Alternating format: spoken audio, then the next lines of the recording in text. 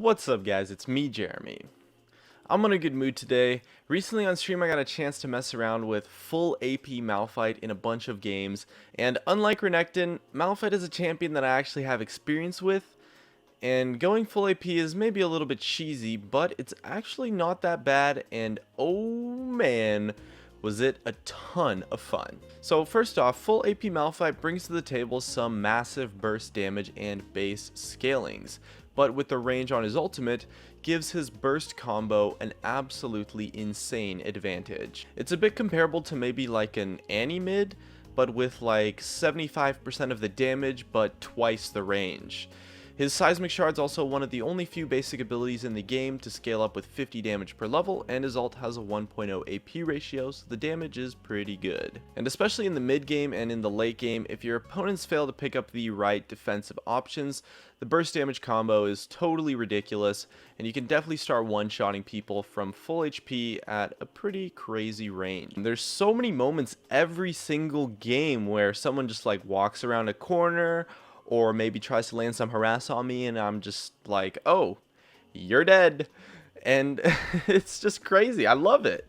And in lane, once you hit level 3, the Q harass as well becomes pretty real, and you can bully out your lane reasonably well, since a lot of mid laners actually rely on skill shots, but you have the targeted harass and your passive to help you win trades pretty well. So I've expected to struggle a lot in lane versus poke heavy mages who could maybe harass me a lot with auto attacks. But I started to realize something when taking Malphite mid that you never really get when going top lane, and it's that everyone in mid lane starts Dorans, and since they are not going to be double jungling since they're mid lane, they always come into lane with a maximum of 2 HP potions.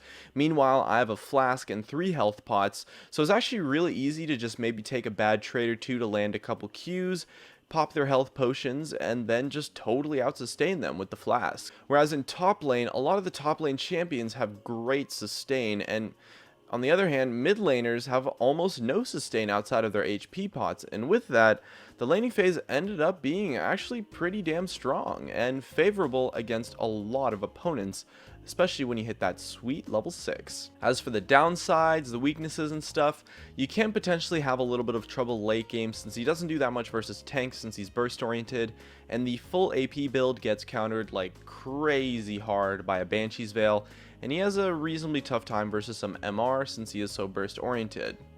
As well, in lane, if you do play against someone that has great sustain and reasonable poke, it can be pretty tough, but you can always just farm it up and survive with the help of your passive, with the help of teleport, so it's super easy to get out of lane, even in like the worst matchup. It's definitely a pick that should be played mid though, because in the top lane, the matchups are way harder, and you're going to get punished a lot more for not building tank. He also has really bad wave clear and really high mana costs, so I found myself getting pushed into turret just about every single game, and his kit isn't great for CSing under tower, so I had a bit of trouble getting pushed in non-stop. But again, getting pushed into the turret isn't exactly the worst. I mean, you're not really going to be killable, you won't really be gankable when that happens. You just lose a little bit of CS. But at the same time, no matter what happens in the game, no matter what happens in the lane, even if you fall behind, you're still Malphite, and a good Malphite ultimate in the late game is going to instantly win a fight and can create loads of picks because people just don't respect the range on the ability. So although he probably should fall off late game on paper with this full AP build, he really just doesn't.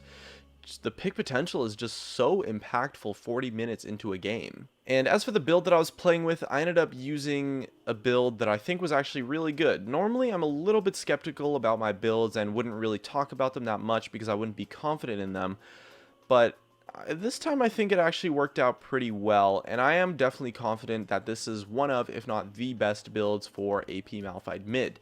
So taking Flash and Teleport, I started Flask and 3 HP pots as mentioned earlier, and then I build Lucidity Boots with a Home Guard Rush, and then Morellos, or maybe Athenes if I'm behind, into that 40% CDR rush. Then I just start Home Guard Teleport ganking all over the place every time I have ult.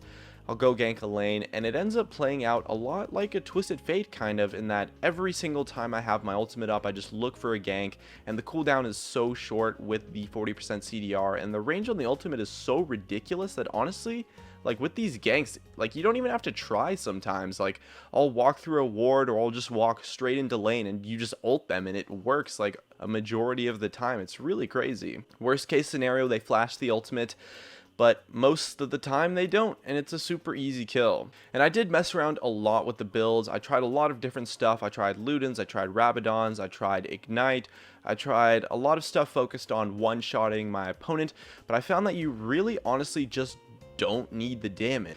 And the burst combo is still going to be strong no matter what, and in lane you only really need to land 2 or 3 Qs to get your opponent low enough to get one-shotted by the full combo.